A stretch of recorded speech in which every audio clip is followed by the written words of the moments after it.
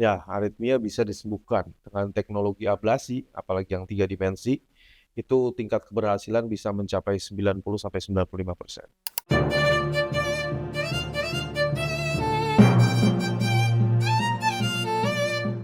Aritmia ada 3 jenis ya. Satu, denyut nadi terlalu cepat. Dua, denyut nadi terlalu lambat. Tiga, denyut nadi tidak beraturan. Normalnya itu 60-100 kali per menit nadinya kita dan teratur.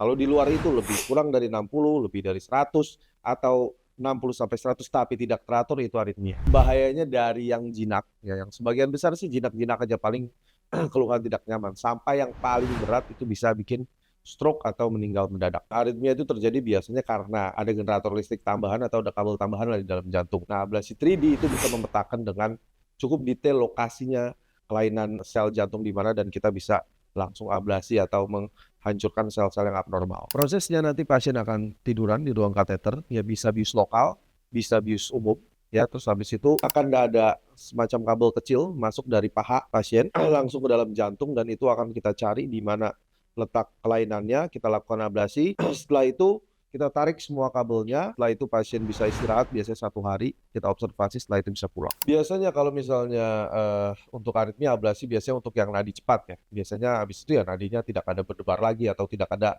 skip beat atau nadi yang tidak beraturan lagi setelah ablasi. Aritmia tidak ditangani dengan ablasi ya dia akan kambuh terus, sehingga hasilnya bisa jadi itu menjadi kerusakan di dinding-dinding jantung atau ruang-ruang jantung. Secara listrik dia jadi bisa rusak dan akhirnya gangguan irama itu bisa menjadi permanen. Jadi nggak on off lagi tapi menjadi permanen. Ya, ablasi 3 dimensi memang kesannya mengerikan ya.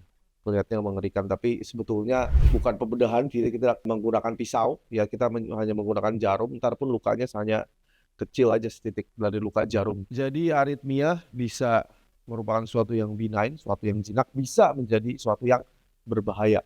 Nah, itu salah satu opsinya untuk menangani aritmia adalah menggunakan teknologi yang namanya ablasi, bisa ablasi biasa atau ablasi 3 dimensi. Kalau misalnya ada masalah seperti berdebar, gampang lemas, pingsan, atau misalnya ada nadi tidak beraturan atau seperti skip beat, silahkan konsultasikan masalah Anda ke dokter yang terkait. Sampai jumpa.